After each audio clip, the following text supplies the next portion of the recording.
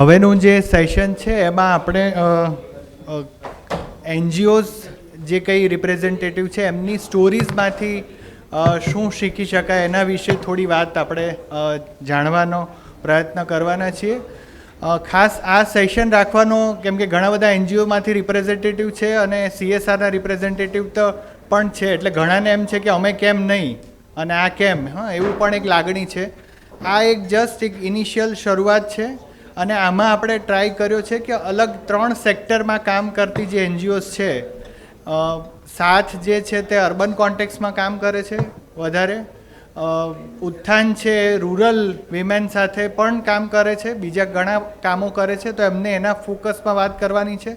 અને blind people's association એમનું ઓળખાણની જરૂર નથી, પણ ભૂષણ સર જે છે તે એક આપણે ડિફરન્ટલી એબલ જે કમ્યુનિટી છે એમની સાથે કામ કરે છે. એટલે 3 અલગ સેક્ટરમાં જે એનજીઓઝ કામ કરે છે એમની પાસેથી જે લર્નિંગ્સ છે એ શેર, એમના પ્રોજેક્ટનો ઇમ્પ્લિમેન્ટેશનનું હોય, એમના ચેલેન્જીસ એમને જે ફેસ કર્યા હોય એના વિશેના હોય, તો એના વિશે જાણવા માટે આપણે પ્રયત્ન કરવાના છીએ. અને આ એક શું કહેવાય સ્ટાર્ટિંગ છે એ સંવાદનો, એ ડાયલોગનો, અને એ આપણે એ રીતે આગળ પણ કન્ટિન્યુ કરીશું. વધારે સમય નહીં લેતા હું સરને રિક્વેસ્ટ કરું કે પ્લીઝ એમની વાતથી આપણે સેશનની શરૂઆત કરીએ. Bhushan sir. Good afternoon. Sorry we are running late, so I'll try to save the time. I'm Bhushan Punani. I work for Blind People's Association. Before I start, 2 questions. How many people have been to Blind People's Association? Can you raise your hand? Okay. Thank you very much. Who, sir, has not been to BPA? You're welcome to visit. We'll see something very different. So, all the working days, 10 a.m. to 6 p.m. Question number 2, very important question. How many people think CSR is happening? CSR is the blessing for the NGOs. How many people believe in that? Very few. Others are not very sure whether CSR is happening. Okay, that makes my job very important. I'll try to justify CSR is happening. It's one of the most beautiful things this government ever did. And if you can really tap CSR, money is never going to be an issue. I dedicate this to founder of BPA, Dr. Jagdish Patel, who started the organization and where we stand today. Let's start with a positive note. Not talking about the theory. On the screen you see a young lady, Bhavina Patel. Who has heard her name? Anybody who's heard her name, Bhavina Patel? I'm sorry. She's the first woman from India to get silver medal in Paralympic in Japan. The first one. And you know how much money she got as a cash award? 7 crores. I repeat, Bhavina of your Gujarat got 7 crores after getting a silver medal in Japan Paralympics. Not only that, today she is working as assistant director in the ESIS. Because we have a scheme that if you get a medal in international event, you get the job commensurate with your experience and your standing. Proud of that. And this has happened because of CSR. A lot of money was spent on our travel and everything on CSR. Let's meet another very young, bright, dynamic person. Again, if you've not heard the name, please remember the name. Darpan Inani. Anybody who has heard the name? Apart from my team members? So sorry. So he's the first person in the state of Gujarat to complete his CA in the first attempt. He's totally blind. Despite his blindness, he completed CA in the first attempt, but he doesn't do the practice of CA because he is a world player in the chess. He is number 3 player, rated 3rd player in the chess for the blind in the world today. He is number 1 player of India, and he has achieved this distinction mostly because of support from many corporate. We are really proud the CSR has produced people like him. There are a number of such cases, a few hundred. If you Google them, you'll see that how the sports people, people with disabilities, have excelled despite their disabilities. Now, as time is short, I'll go straight to the topic. People who are not very comfortable with CSR or want to make CSR as an option, a few tips for you. I mean, what we do at BPA, my two colleagues are also in the audience. Armish, Bharat, where are you? They'll be somewhere. Oh, there. Can you come in the front? I may need your help. Please come. So, first of all, if you really want the CSR to happen, identify the company. See their CSR policy. See if it matches with your requirement. Don't make the application. Don't do the mistake of just sending an application. Identify the key people. Invite them to your institute. See that as a managing director, chairman, or CEO, or CSR head, or anybody from HR comes and visits. Share with them what you are doing. No talk of money. Talk of your achievements, your accomplishment, your work, how you are different. आप केवी रीते अलग काम करो छो, you have to justify and make a presentation on your work. Show them around and let them ask questions. Let them feel comfortable. Try to impress that you are the best organization in the field. Try to impress that you are the most transparent organization in the field. Try to impress that you mean business. You need money for expansion, not for saving your organization or survival of the organization. That's stage number one. If they are happy, they'll show by their comments, by their feedback, and then you see the stage two. If you think their visit was worth it, you got many more questions, wait for their response. They may ask you, this is our profile, this is our application form. Now you start the empanelment process. CSR not a charity, it's not a money which just you get it from somebody. It's a process, it's a strategy. So wait for the corporate to invite you for empanelment, because all the large companies like SDFC, State Bank of India, IDBI, they don't give money unless you are empaneled. And when you want to get empaneled, then you give all the documents.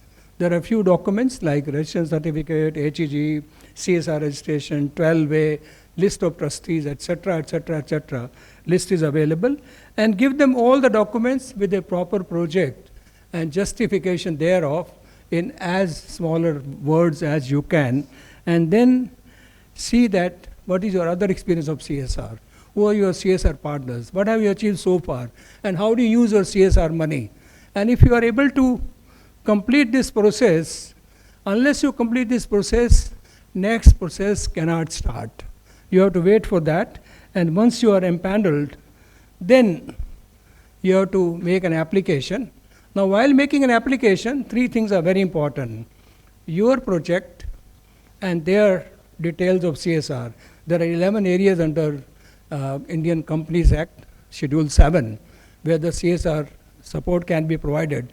Company has liberty to select any of those areas or any area which is relevant to that. So just see what company is working for, what is the CSR policy, and what area they support, and how to match their requirement with your need, and then only make an application. And then you have to see, give the flow chart, how you identify the beneficiaries, how you assess them, how you provide the services, how you procure the material. It should be there, because remember, you're dealing with a corporate. You're not dealing with a charity. We are emotional. We work with a charity in our mind, but the corporate doesn't do that. They work with a professional approach. They want you to be professional. You want to give all possible details which are required by them. And then you have to impress upon, I mentioned, repeat, that you are transparent, you are capable, you have the capacity, you can do the reporting, you can do the spending, you can handle the audit, you can feedback. Everything has to be provided. And my request is, all the 5 words I use, if you think you are not capable of that, first you build the capacity. First you see that your team is capable of doing all those things. Otherwise, don't venture into CSR It may be embarrassing for the company and for you, because there are timelines which have to be maintained. And if you are lucky and you are successful, you are a panel, then you have to go for the stage next, that how will you spend the CSR money, how will you report, and then here I have a very practical advice. You have a dedicated person who should handle complete reporting. In my case, Harmish, who is my colleague, he single-handedly handles all the correspondence. He is the contact person. So the corporate is not confused. He has not to deal with 5 people. Copy may go to many people, but there has to be one person, point of contact, which gives all the details. And as I mentioned, you have to see that your auditor knows the process and is willing to give you utilized certificate whenever you want. Most of auditors are not very comfortable. They say, no, let the account be completed. Once we audit, then we'll come back. But in CSR, we need any time. The moment we finish the funds, I have to give the UC. So my auditor has to appreciate that this is not a 1-year process. This is an ongoing process. If your auditor is comfortable, then only you proceed. Otherwise, CSR can be a difficult thing. And then you provide all the information by the return of email, because they may ask you many questions. They may need more details. They may ask the detail of chairman. They may ask detail of the human resources. They may ask you details of your other achievements, your failures, your landmarks. Please do that. And then there are timelines that by the 31st of following this year, by close of the year, you have to complete all CSR. Unless it's an ongoing project, money has to be spent. You cannot carry forward to next year, because otherwise company has to pay the matching money in the escrow account. Now, just to give an example, because of shortage of time, that we have a very beautiful list of CSR partners.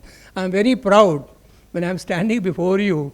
Probably we have the highest number of CSR partners as compared to any NGO in the state of Gujarat. And you'll see that we have very specific areas. Restoration for eyesight restoration, because we have a chain of eye hospitals, regional centers, we spend a lot of money. So we get money from all these partners, Karidila, Muftlal, Mazda, MCX, Wagh Bakri, and Daktotham. They are our CSR partners specifically for our eye care work. When we give assisted devices, very large number, we cover more than 10,000 people every year for devices, and we get support from GAIL, from ONGC, from Lodestone, and from GSFC, Naveen Fluorine. They are our partner for that area. When it comes to employment and equipment and vehicles, we need vehicles, we need equipment. We have number of campuses, 18 campuses. We have keep expanding. So we have partners like, again, State Bank of India, Hindustan Petroleum, Credila, Power Grid, Bank of Baroda, LIC, they have been giving us vehicles and other support. When it comes to sports, I mean, including the inclusive school projects, where children with disabilities study with the non-disabled children, Group Finance, which is now Bandhan Bank, Bhagwati Sparrowcast, they are our lead partners who give us support for such type of education. When it comes to Vision in the Dark, I invited you to come and visit. I want you to see this project. It's a wonderful concept. We take you in the darkness for 1 hour and show the world of blindness in a very different way. It's mind-boggling. I assure you, it will upset your thought process once you've gone through that process. It's funded by Union Bank of India. They gave something like 60 lakhs of rupees. We have a lot of skill development. Again, our partners are Usha for last almost 15 years, Samsara, Naveen Fluorine, Amazon, etc. All these are very specific. Then we have very large community-based programs. Astral is our very prestigious partner, Stride, etc. help us for that.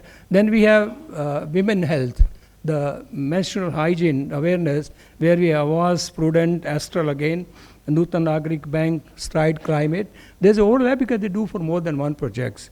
Now, employee engagement. There are some corporate which help us to include their employees, send their employees for voluntary work, and they send the people, they take us for payroll giving, they go for corporate connect, and they invite us for invitations like Raksha Bandhan. Many companies have invited our team to go and sell the Rakis. When it comes New Year, we sell a lot of diyas, and also for recruitment PWDs. Now, friends, why did I show you this list? Any reason? Just to impress upon you that there are so many companies, but they provide support for a particular area. They are very particular. They'll give support for this area, not for other area. So you have to match what requirement you and what corporate does, and they all are very prestigious companies. Now, this is my true graph. It's not from any book. It's the real graph, our CSR graph. Thanks to my team sitting here. Last year we collected 12 crores, which is not a small amount for NGO of our size, and it started from 1 crore 40 lakhs. It has gone 12 times in the last 7 years. So this is the growth we have maintained. Maybe one day when I stand before you, it may be 100 crores because our growth is very rapid. Now, some takeaways for you very quickly. If you want CSR, you must be transparent. You must have the level of 100% transparency, which is very important. If you want to be transparent, as Mr. Chakraborty pointed out, you have to maintain the highest standard of accountability, because the corporate will expect everything. They're not a government department. Give the money and forget and get the report. They'll ask for all the details. So this is the second, that you must be accountable. Third, and very important, your system should be very well developed. You use Tally or any software, but it should handle your accounts on day-to-day basis and give you the feedback on everything. And then you have a disclosure policy. My organization is one of the few organizations on this earth. Every evening, 6 p.m., you can see the list of donors. Who gave what money, or the corporate, or the foundations, India and abroad. Who gave us what money? You can see every day, 6 p.m. with the name of the donor, amount of donation, and the purpose. Anyone has seen our website? Thank God, we have one friend who has seen it. Kindly see it, the level of disclosure, and then we should have that. Then there is a timeline. You have to complete project within a timeline. You have to maintain that. And you need, as I mentioned, ongoing audit process, not a yearly process, but an ongoing audit. And there should be complete statutory compliance. You cannot afford to have the notice from income tax and charity commissioner and have defaults and have pending cases and all, and still you ask for CSR money. Those things don't go together. You have to have compliance 100%, and don't ask for money for administration. Nobody gives money for salary of people and for administration. They give money for direct spending for a purpose. That's very important. And don't go for the commission-based brokers. There are many people who will approach you. मैं आपको पैसा दिलवाता हूँ, आप मुझे document दो. For God's sake, avoid them. You should deal it yourself. That's your project, your capacity. That's very important. And if possible, have a separate bank account for accountability. And now, friends, the strategy of post-funding, after you got the money, you have to see that your CSR partners, they are giving year-to-year basis. Try to see that they become the ongoing partner. They go for 5 years project. They commit to you that we'll give you money for 5 years. We have done that. And this can be done only if you are achieving the targets, your records are getting verified. They'll come and do the assessment, and which may consist, there's a principle, if you get more than 1 crore, there has to be impact assessment. But that will include evaluation of your targets, your verification record, financial verification, visit to the sites, and this is a third party evaluation. Nobody from the company. They hire somebody who comes and evaluates, who's an independent evaluator, and you have to provide all the details. And friends, if you want the CSR to be sustainable long term, you have to have a policy for that. Out of 24 partners, out of 65 partners, 24 are giving us money year-to-year basis. But every year we are adding 3 to 5 new partners. That's our rate of expansion. And most of our new partners are walk-in. They come to us and ask for the application. And every year at least one partner provides support for more than 1 crore. There are at least 2 to 3 partners whose funding is more than 1 crore. And these contributions have resulted into once they start giving from the company, they start giving from the foundation also. And basically even the key personnel who come to visit us, they also start contributing from their own money. So we move from CSR to ISR, individual social responsibility. Now there's one small case study, Mr. Mukesh Oza. His name and photo is there. It's a real story. Who started giving us a project for 1 year. Today he has committed project for 5 years. He started with 100 sewing machines. Bharat handled the project. He has committed for 1,008 sewing machines and training of the women, which is one of the largest project we have. And he says, why 5 years? Do in 3 years. We'll expand it for more beneficiaries. If you achieve that type of relations, you are doing a great job. That should be your target. And now the last part, according to me, now I ask you a question. You think the CSR is happening? It's happening. Madam, thank you. It's happening. It's a beautiful thing. 50,000 crores has to be spent every year by the corporate. And only thing is that as an NGO, you need to enhance your capacity in report writing, managing funds, and having the statutory guidelines. CSR is not a donation. It's a process. It's a strategy. And that you have to follow it that way. And, don't depend on CSR for survival. संस्था को बचाना है, संस्था को चलाना है, संस्था को चलाने के लिए पैसा चाहिए. CSR is not an option. संस्था चल रही है, इसको एक्सपेंड करना है और बेनिफिशियरी को पहुंचना है, नए एरिया लाना है. If you want to expand, then only CSR can come to your rescue. It is an add-on activity. It cannot be your prime activity. You must maintain timeline because that's very important, and you should seek support of only such activities which you can perform yourself. Don't ask money for the activities which are beyond your capacity. And most important, don't depend on few companies. Keep on expanding your horizon. As we have been doing from one company, we've gone to 65. Maybe it's one day 120. And you have to keep identifying new areas and keep reading the guidelines. They are being revised almost every year. So unless you know the new guidelines, there may be a fault. Follow the guidelines and do your project. And friends, my last message of the day which you have to carry home and follow it. CSR does not mean corporate social responsibility. It also stands for collective social responsibility of the corporate and NGOs. Together, friends, we can serve more, we can serve better, we can reach more people. Thank you very much.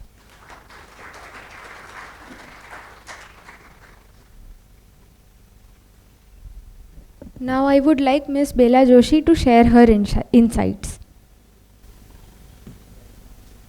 Hello friends, Namaste.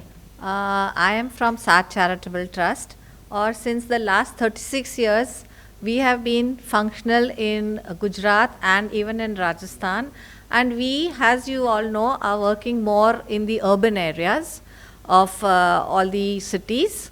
And as you can see, my colleague, he's a part of the CSR, so he will be able to explain more to you of all the CSR fundings that we are using and even how we are implementing it. So I would like to invite my colleague Irbaz and Paresh, and they will take it forward for you. Hi, good afternoon everyone. So I'll just give you a brief intro of Saath. So as Bela said, Saath works for mostly urban slums, informal sector workers. That's Saath's target groups. Yeah. Okay, sorry. Yeah. Is it better now? Yeah. Yeah. So as I was saying, Saath is committed to empowering informal sector workers, primarily working in the urban slum areas. So when Saath was working, what Saath has seen within the slum areas is a lot of issues within the slum areas are interconnected, whether it's education, health, livelihoods, housing, basic facilities, all those issues are interconnected. So Saath works in an integrated community development mode, where it wants that most of those urban slum dwellers, the informal sector workers, are also not left out of the city's development. They are included within the plans of the developments that are happening in the city, and they get the basic entitlements and the rights that they are owed to. So this is the area that Saath focuses on. Of course, primarily works based out of Ahmedabad, Gujarat. We work across Gujarat, Rajasthan, Chhattisgarh, Jharkhand, Bihar, Uttar Pradesh and Maharashtra, and primarily focus on the urban slum issues, education, livelihoods, health, financial and digital literacy, rehabilitation and resettlements. And our programs are run in an integrated community development mode. So I'll invite my colleague Paresh Bhai to speak on the unique model that the Saath implements within the slum areas. Thank you, Irbaz. Good afternoon. Sorry friends, मैं हिंदी में बोलूँगा क्योंकि मेरा English थोड़ा बहुत कच्चा है। तो अभी जैसे अभी एनजीओ की जो बारी आ रही है और हमारे जो पहले जो कलीग थे उसने पूरा CSR के बारे में बता दिया है, और अभी मेरे कलीग ने जो इरबाज ने बताया कि 7 जो संस्थाएं पिछले 35 सालों से अर्बन में अलग अलग प्रोग्राम में काम कर रही है। तो हमने जो पिछले 35 सालों में हमने जो स्लम के साथ जो काम किया अर्बन में, वहाँ पे हमको क्या क्या दिक्कत आती है और उस दिक्कत को हम किस तरीके से सॉर्ट आउट करके अच्छी तरीके से इम्प्लीमेंट कर रहे हैं। तो मैं 1-2 एग्जांपल के तौर पे आपके सामने पेश करूँगा। करीबन आज से 20 साल पहले की बात है, जब हम काम कर रहे थे जुहापुरा में। अहमदाबाद का एक स्लम है जुहापुरा संकलित नगर, और सब कोई जानता है कि जुहापुरा में काम करना कितना डिफ़िकल्ट है ना। तो उस टाइम की बात है कि जब 20 साल पहले जब लोग आमतौर पे बिजली की कनेक्टिविटी इतनी अच्छी नहीं थी हर स्लम में, है ना, तो लोग क्या करते थे, स्लम में एक जगह पे बिजली होती है तो वहाँ पे बाकी सब लोग डायरेक्ट कनेक्शन लेते थे, तो बिजली की चोरी करते थे। तो और उसकी वजह से क्या हुआ कि जुहापुरा में माफिया जैसे लोग पैदा हुए और वो लोग बिजली बेचने लगे कि मेरे घर पे कनेक्शन है, मैं 10 लोगों को कनेक्शन दूंगा तो वहाँ से मैं चार्ज करूँगा और मैं खुद तो डायरेक्ट कनेक्शन ले रहा हूँ। तो उसको हमने एड्रेस किया, और उस टाइम पे जो अहमदाबाद में जो इलेक्ट्रिफिकेशन कंपनी थी उसको बोला कि देखो वैसे भी आप वहाँ पे आप एंटर तो कर नहीं रहे हो, लोग बिजली की चोरी कर रहे हैं, आपको पूरा पैसा नहीं आ रहा। तो उसका मेन रीज़न ये है कि आप जो बिजली का कनेक्शन दे रहे हो उनका चार्ज हाई है। उस टाइम पे करीबन 10,000 था, मतलब 20 साल पहले अगर किसी को बिजली का कनेक्शन लेना हो तो 10,000, और स्लम के पीपल अफोर्ड नहीं कर सकते थे कि 10,000 पे करो और कनेक्शन ले। तो हमने उसका बीच का रास्ता निकाला कि आप ऐसा करो कि वो जो 10,000 अमाउंट है उसको आप छोटा कर दो 2,000 तक, है ना। और उस टाइम पे 2,000 देना भी बहुत मुश्किल था, लेकिन वो 2,000 को भी इंस्टॉलमेंट में, कि जब आप कनेक्शन दो तो 2,000 हर एक बिल में 100 रुपये 200 रुपये ऐड करके उनका दो। तो इससे ये फ़ायदा हुआ कि इलेक्ट्रिक कंपनी को कि पूरे जुहापुरा में वो संकलित नगर में सब लोगों ने अपना खुद का कनेक्शन ले लिया, बीज चोरी मतलब बिल्कुल बंद हो गई, और बीज कंपनी की जो इनकम थी वो बढ़ गई, और उन्होंने वो पूरा मॉडल अहमदाबाद में अप्लाई किया। तो धीरे धीरे मतलब एक सॉल्यूशन निकला, है ना। तो एक तो जो माफिया थे वो हट गए, और उनका वॉल्यूम, एक होता है कि बड़ा बिजनेस करना तो वॉल्यूम बढ़ाओ, तो धीरे धीरे करके उन्होंने वो 10,000 की फीस लेके 2,000 में कन्वर्ट करके पूरा। तो एक एनजीओ ने कंपनी के साथ ब्रिज का काम किया। तो आमतौर पे जो एक बोलता है कि एनजीओ का जो काम होता है कि लोगों की परेशानी जानना, ढूंढना और उसका सॉल्यूशन, बेटर सॉल्यूशन क्या हो सकता है।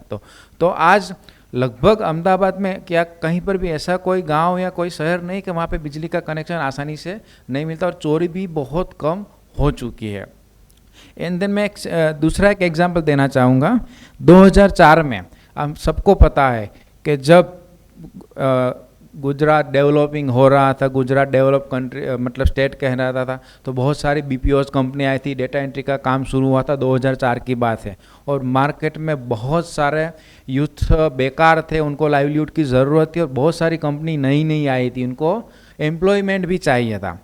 तो 7 संस्था ने क्या किया कि बस्तियों में जाके एक नीड असेसमेंट किया कि बस्तियों में किन किन प्रकार की यूथ है, कितने पढ़े लिखे यूथ है, और उनको किस टाइप की जॉब की ज़रूरत है। और दूसरी साइड कंपनियों का भी एक आइडेंटिफिकेशन किया, उनका भी एक बेसलाइन किया कि कंपनियों को किस प्रकार की नीड है। तो उस टाइम पे ज़्यादातर डेटा एंट्री ऑपरेटर की ज़रूरत थी, BPO सेक्टर में कॉल सेंटर की ज़रूरत थी। तो दोनों मिला के फिर हमने उस टाइम पे उड़ान प्रोग्राम शुरू किया, और उसमें हम युवाओं को मोबिलाइज करते थे। 3 महीने का ट्रेनिंग देते थे उसको, पूरा लाइफ स्किल का ट्रेनिंग, टेक्निकल्स की ट्रेनिंग, डेटा एंट्री कैसे करनी है, कंप्यूटर कैसे सीखना है, 3 महीने का कोर्स करके कंपनियों में उसको प्लेसमेंट करते थे।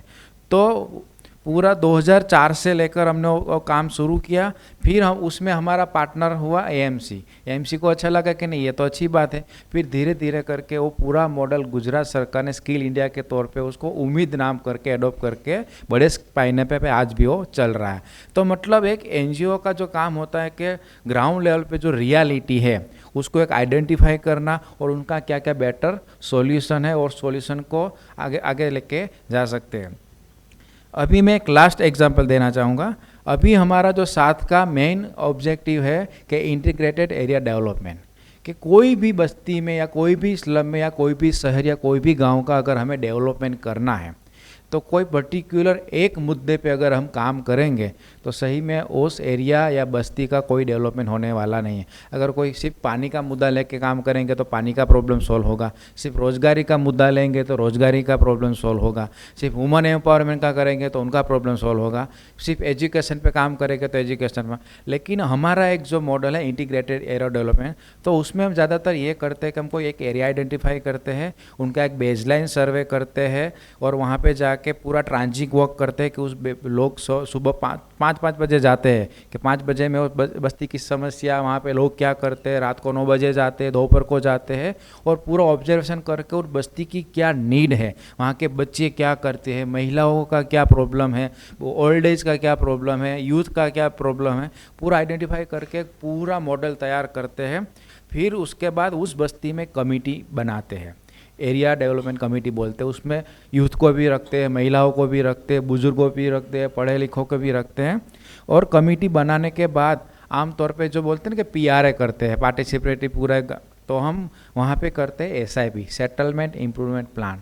उस बस्ती को कमेटी बनाने के बाद एक बस्ती को एक टाइम को देकर एक जगह पे इकट्ठा करते हैं और वो पूरे बस्ती का जो मेन चौराया होता है वहाँ पे इकट्ठा करके लोगों को बोलते हैं कि आप अपने बस्ती का एक मैप बनाओ, उसमें सारी गलियाँ, सारे मकान, आंगनवाड़ी का कहाँ है, स्कूल कहाँ है, मंदिर कहाँ है, बड़ा पेड़ कहाँ है, बस्ती में गटर लाइन कहाँ है, बिजली के खंभे कहाँ हैं, कौन से खंभे बंद है, गटर लाइन कहाँ ओवरफ्लो हो रही है, कहाँ रोड कच्ची है, पूरा सितार बनाते, किस घर में बड़ी बीमारियाँ है, कहाँ पे ज़्यादातर लास्ट 3 साल में कौन किसका ज़्यादा डेथ हुआ है, क्यों हुआ है, वो पूरा लिख के पूरा बस्ती का एक PRA होता है, मतलब SIP, सेटलमेंट इम्प्रूवमेंट प्लान। और उससे ये निकल के आता है कि इस बस्ती कितनी पुरानी है, उसमें क्या समस्या है, बुजुर्ग की क्या समस्या, और उसके ऊपर आगे प्लान बनाते हैं कि ये बस्ती की मतलब कि रोड की समस्या है, पानी की समस्या है, एजुकेशन की समस्या है।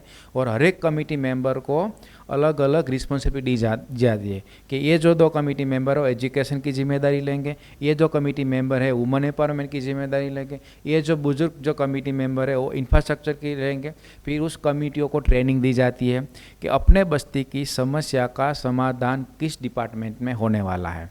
मान लो कि अपने बस्ती की समस्या है कि पूरी बस्ती में गटर लाइन नहीं है, तो उसके लिए हर एक गवर्नमेंट में एक डिपार्टमेंट होता है, तो वहाँ पे जाना है, वहाँ पे एप्लीकेशन देना है। तो पहले तो कमेटी का खुद का एक लेटर पैड डिज़ाइन करना है, उसमें एप्लीकेशन राइट करनी है, उस डिपार्टमेंट में जाना है, वहाँ पे इन्वर्ट कराना है, काम नहीं होता है तो उसका रिमाइंडर कराना है। इस तरीके के हर एक पहलू का जो समस्या, बस्ती में आंगनवाड़ी नहीं है तो ICS डिपार्टमेंट में जाके पहले अपने बस्ती का पूरा सर्वे करो कि अपने बस्ती में इतने घर है और इतने बच्चे हैं और ये बच्चे आंगनवाड़ी की नहीं होने के कारण पढ़ नहीं पा रहे, तो पूरा डिटेल के साथ हम वो काम कर रहे हैं। यानी कि एक बस्ती का पूरा सर्वे करना, उसकी बेसिक डिटेल लेना, उसका PRA करना और हर एक वस्तु कमेटी को मतलब उस बस्ती के कमेटी को ही पूरा एम्पावर करना और उनके जरिए आगे बढ़ना।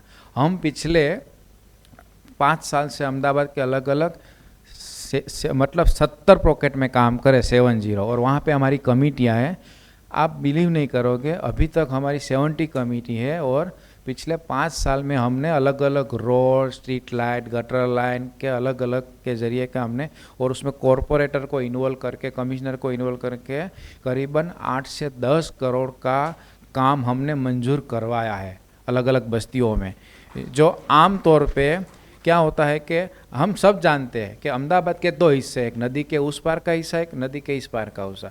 जब हम नदी के इस पार आते हैं तो सबको लगता है कि हम लंदन में या कोई बहरी जगह पे आ गए, लेकिन जैसे ही नदी क्रॉस करते तो हमको लगता है, तो उन बस्तियों में लोगों को, और कॉरपोरेशन के पास बजट नहीं है ऐसा कोई नहीं है। अब बजट एनालिसिस करोगे तो कॉरपोरेशन का बहुत सारा बजट है जो अनयूटिलाइज रह जाता है। बस उनको प्रॉपर प्लान करना है, बस्तियों को कैपेबल बनाना है, उनकी कमेटी बनाना है, उनको नॉलेज देना है। तो हमारा 7 का मेन अभी तक अप्रोच यही है कि हम कोई भी बस्ती में जाए तो सारे एंगल में काम करें और उन बस्ती को क्षमता बनाए, ताकि आने वाले दिनों में अगर NGO भी अगर ना रहे तो धीरे धीरे वो सेल्फ सस्टेन होके अपने बस्तियों का विकास, अपनी समस्या खुद सॉल्व कर सके. Thank you.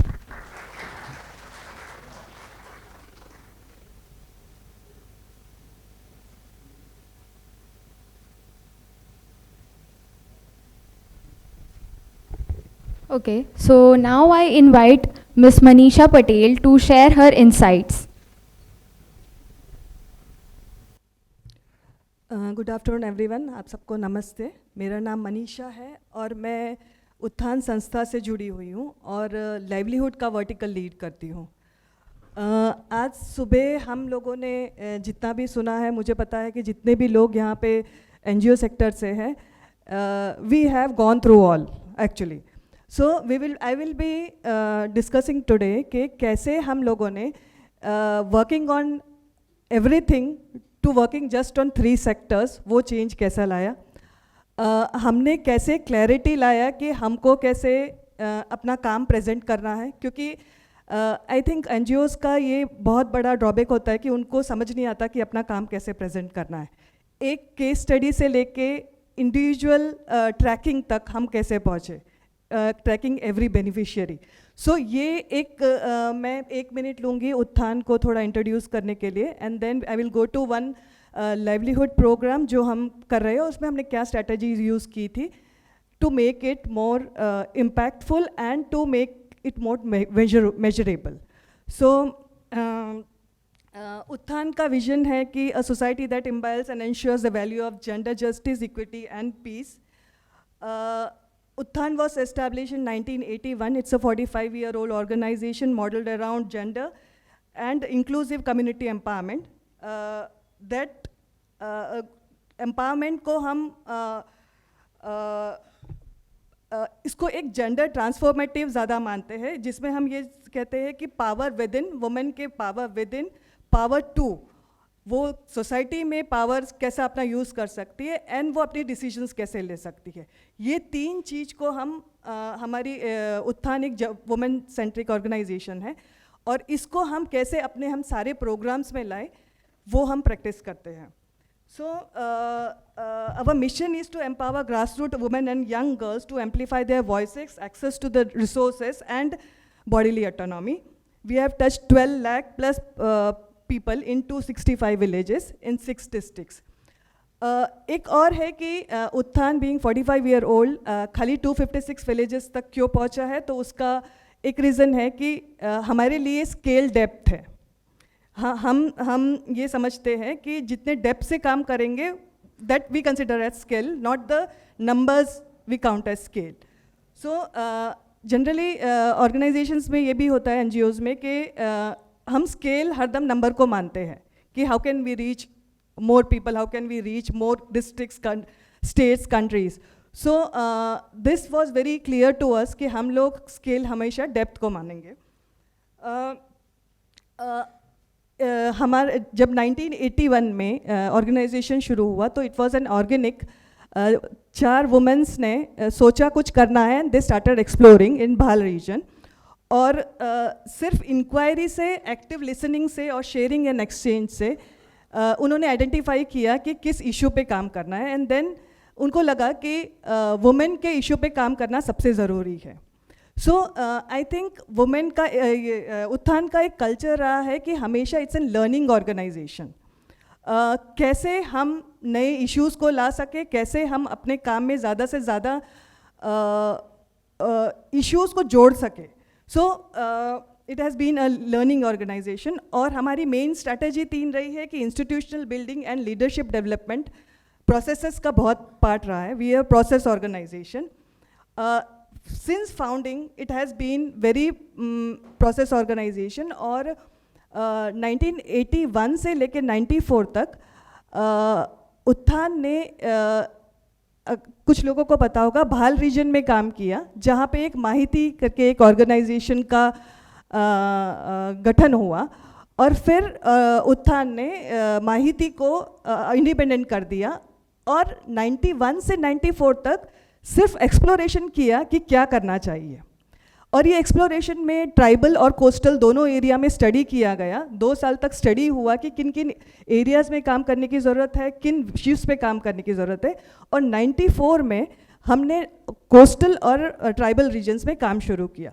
सो ये मैं इसलिए शेयर कर रही हूँ कि हम आज नीड असेसमेंट की काम करते हैं, लेकिन एक ऑर्गेनाइजेशन जो इवॉल्व होती रहेगी वो पहले से ही नीड असेसमेंट किया गया है। मैंने ऐसी काफ़ी ऑर्गेनाइजेशंस है जो पहले से नीड असेसमेंट करती हैं। सो हमारा जो अप्रोच रहा रहता है हमेशा वो सस्टेनेबल सॉल्यूशंस होता है। तो सस्टेनेबल सॉल्यूशन से हमारा मतलब ये है कि कौन सी ऐसी चीज़ है जो कम्युनिटी ड्रिवन है, जो ज़्यादा जोग्राफी को मैच करती है या उनके नीड को एसेस करती है, उनके कल्चर के साथ जुड़ती है, इकोनॉमी के साथ, उनके चैलेंजेस के साथ जुड़ती है, लोकल बिल्डिंग लोकल लीडरशिप, और हमेशा उत्थान का रोल फैसिलिटेशन का होता है। हम लोकल लीडरशिप बनाने में मानते हैं।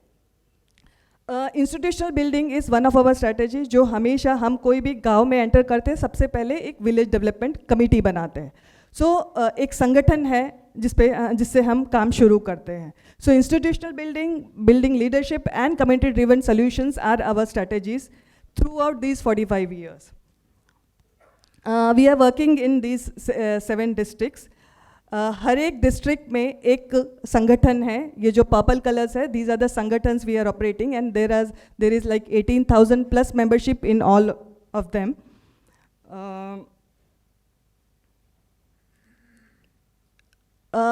We work in three thematic areas, that is water, livelihood, and gender equity and social inclusion. Thematic areas के अंदर कुछ सब areas होती है, but these are the 3 broadly we work on. These are some of the impacts. I will not go through it, but these are some of the impacts we have made till now. I will just take an example of our agriculture program, which is a very recent program, how we designed the strategy of the program. So, ये जो sustainable agriculture program था, it is being done with us with small and marginal women farmers. और क्योंकि हम women centric organisation है, हमारा first strategy होता है कि हम वुमेन फार्मर्स के साथ काम करेंगे। आई नो कि उनके लैंड पे उनका राइट नहीं होता है, तो how we call them women farmers, वो पहले उनमें हम कॉन्फिडेंस लाते हैं कि दो you don't have land on your name, you are a farmer. So वहाँ से हमारी जर्नी शुरू होती है कि कहाँ उनकी women as a farmer identity से लेके, उनके राइट से लेके, देन एग्रीकल्चर में उनके काम को लेके। सो जब हम डिज़ाइन करते हैं तो वी मेक श्योर कि स्टेक होल्डर पार्टिसिपेशन हो। जैसे कि हम जब डिज़ाइन में हम फार्मर्स के भी जैसे हम नीड असेसमेंट करते हैं तो फार्मर्स क्या चाहते हैं, रिसर्च इंस्टीट्यूट्स क्या कर रहे हैं, अभी उनके पास क्या इंफॉर्मेशन है, एग्रीकल्चर इंस्टीट्यूट्स हमको क्या क्या दे सकते हैं, KVKs के साथ हम कैसे कोलैबोरेट कर सकते हैं, आत्मा के साथ कैसे सकते हैं। So stakeholder collaboration participation हमेशा हमारे डिज़ाइनिंग का पार्ट होता है, not after we have design the programme. So ये भी आइडिया देता है तुमको कि आगे ये स्टेक होल्डर्स आपको कैसे काम आएंगे। So next is local knowledge का इंटीग्रेशन। अगर मैं एग्रीकल्चर प्रोग्राम बना रही हूँ तो मैं फार्मर्स का जो ट्रेडिशनल नॉलेज या विजडम है उसको हमेशा साथ में रख के अगर मैं डिज़ाइन करूँगी तो that will be easy to implement, उनको समझ जल्दी आएगा और इम्प्लीमेंटेशन जल्दी होगा। थर्ड इज़ ये शायद हम सब करते हैं, alignment of the government schemes, और है strong linkages with agri ecosystems, women entrepreneurship in agri supply chain and sustainability. So जैसे हमने कहा कि सस्टेनेबल सॉल्यूशंस जाना ज़रूरी है, तो सस्टेनेबिलिटी ऑफ प्रोग्राम के लिए कहीं ना कहीं हम जिन लोगों को ट्रेन करते हैं उनको सस्टेनेबल कैसे बनाएं, उसका वो भी डिज़ाइन का पार्ट होता है। सो हमारा जो एग्रीकल्चर प्रोग्राम है हमारा एक मॉडल है जिसका नाम है socio technical innovation bundles of the sustainable agriculture. So it was a conscious design जिसमें सोशल और टेक्निकल का बंडल किया गया था, based on our experience of 45 years, and उसमें हम कैसे टेक्नोलॉजी, टूल और सोशल इश्यूज पे ध्यान दे सके, उसके बारे में उसको ध्यान में लेके डिज़ाइन किया गया. ओके, सो आप देखेंगे कि इसमें ये जो प्रोग्राम था, we were doing it with 5000 women farmers. और हमारे डिस्ट्रिक्ट पे जो संगठन है, इन 5000 वुमेन फार्मर्स को संगठन के साथ जोड़ा जाता है, और जो विलेज लेवल पे वीडीसी के साथ भी जोड़ा जाता है, ताकि उनका वॉइस गांव में भी रहे और डिस्ट्रिक्ट लेवल पे उनका सोशल कैपिटल बने. कृषि सखीज, local peer to peer learning के लिए कृषि सखी CRPs आर गेटिंग ट्रेंड. इससे वुमेन लीडरशिप भी बढ़ती है. And there are farmer groups जो आगे जाके FPOs में कन्वर्ट हो सकते हैं, वो भी प्रक्रिया की जाती है. पैरालीगल वर्कर्स ट्रेन किए जाते हैं जो वुमेन राइट्स पे काम करते हैं और लैंड राइट्स पे काम करते हैं. न्याय समिति और आर्थिक समिति संगठन के अंडर होती है, जो उनको वायलेंस के लिए फैसिलिटेट करती है और इकोनॉमिक एम्पावरमेंट करती है. अगर हम देखने जाए तो वुमेन फार्मर्स को इन एरियाज़ में हम सपोर्ट करते हैं. एग्रीकल्चर के लिए कृषि सखी टेक्निकली सपोर्ट करती है. पैरालीगल्स उनको लैंड राइट के सपोर्ट करती है. आर्थिक समिति इकोनॉमिक माइक्रो फाइनेंस के उससे सपोर्ट करती है. न्याय समिति वायलेंस के लिए सपोर्ट करती है. और विलेज डेवलपमेंट कमेटी, विलेज में जो डेवलपमेंट होता है उसमें उनका वॉइस कैसे हो, ये सपोर्ट करती है. इसको इसलिए मैं ये बता रही हूँ कि this is an integrated approach हम जो अडॉप्ट करते हैं वाइल डिज़ाइनिंग द प्रोग्राम. दूसरा मुझे लगता है बहुत इफ़ेक्टिव एक इम्पॉर्टेंट थिंग इज़ कि हम कैसे लोगों तक चीज़ें पहुंचाते हैं. क्योंकि अधिकतर मैंने देखा है कि हम एग्रीकल्चर पे ट्रेन कर रहे हैं एक फार्मर को जिसको ऑलरेडी एग्रीकल्चर पता है. हम कैसे उसको ये बताए कि हम तुमको नया कैसे दे रहे हैं, क्योंकि उसको ये लगता है कि ये लोग मुझे ही एग्रीकल्चर सिखा रहे हैं. कुछ जो कॉन्सेप्ट है हम ये समझाना उनको चाहते हैं कि हम तुमको एग्रीकल्चर नहीं सिखा रहे हैं, हम कुछ ऐसी चीज़ ऐड कर रहे हैं जिससे तुम्हारा बेनिफिट हो. और उसके लिए हम कुछ टूल्स यूज़ करते हैं. जैसे एक बहुत अच्छा हमारा गेम है लाल डिश लीली डिश करके है, जिसमें पैसे यूज़ करके हम उनको समझाते हैं कि लाल डिश में ऑर्गेनिक का जो खर्चा है, ऑर्गेनिक एग्रीकल्चर का खर्चा, और रेड में केमिकल वाला खर्चा. उनसे ही पूछते हैं कि आप बताइए आपको इसमें कितना हुआ, इस स्टेप पे कितना हुआ, इस स्टेप के, तो उसमें से निकल के आता है. और दिस इज़ डन बाय कृषि सखीज जो उनके में से ही होती है. ऐसे छोटे छोटे टूल्स यूज़ करके हम अपना इंफॉर्मेशन डिसिमिलेट करते हैं. कृषि सखीज आर बीइंग ट्रेंड कि वो लोग नाटक कर सके गांव में जाके.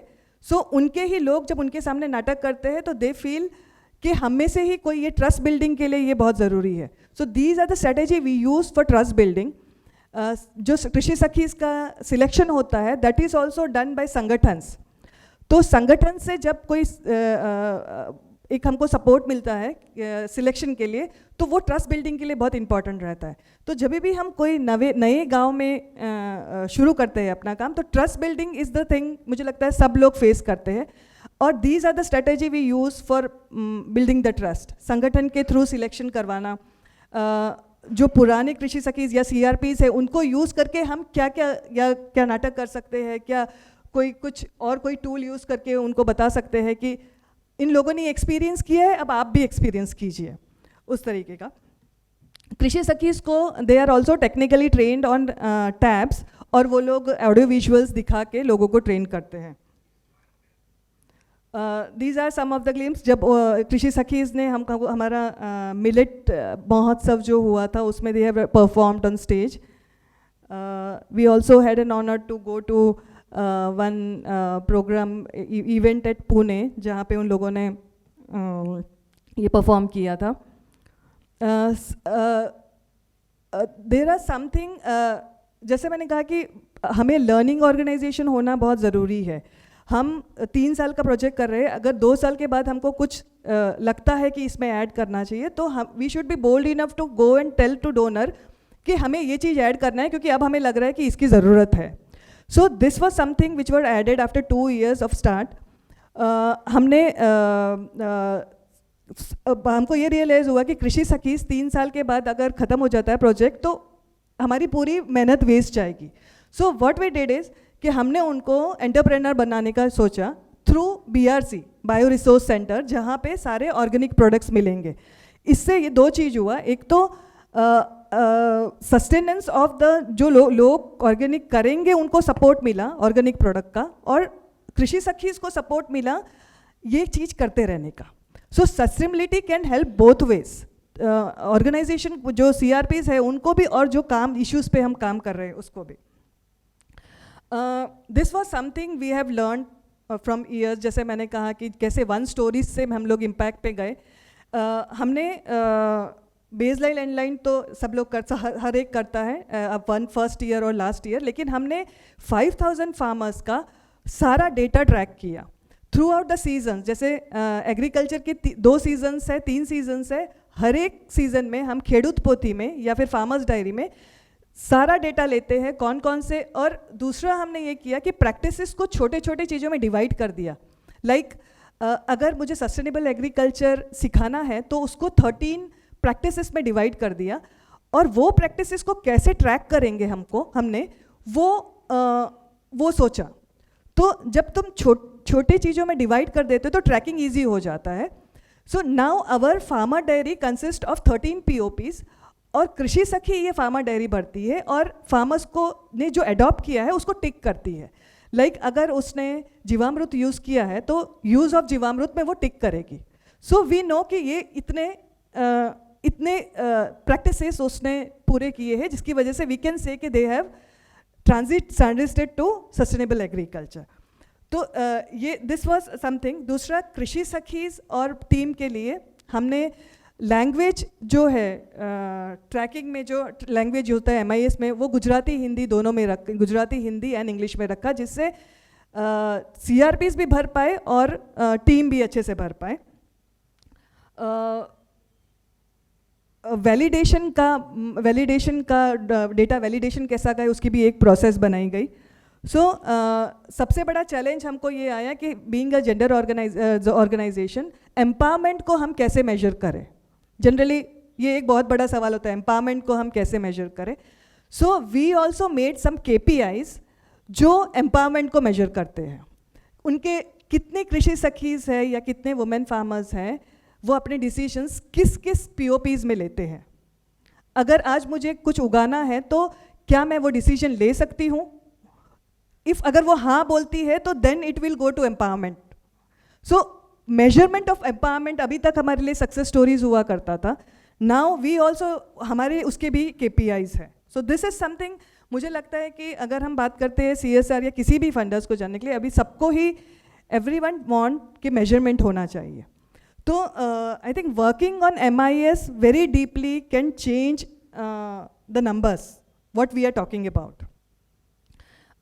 With this MIS, we have been able to track कितने लोगों को हमने ट्रेन किया, कितने 5000 वुमेन फार्मर्स को ट्रेन किया, कितनी लैंड पे ट्रांजिशन हुआ.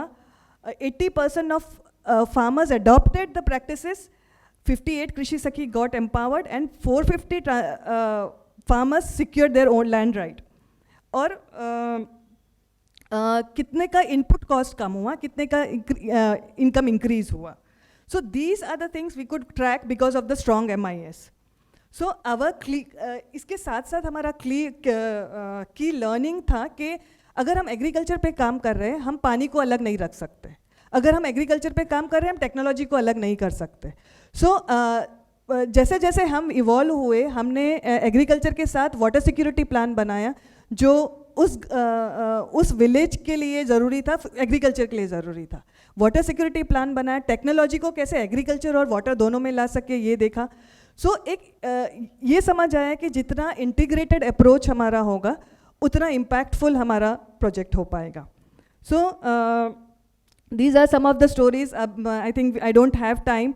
अगर can I show this film 2 minutes का है. सो ये हमारा इम्पैक्ट दिखाने के लिए नहीं है, but this is something you can relate what I was saying.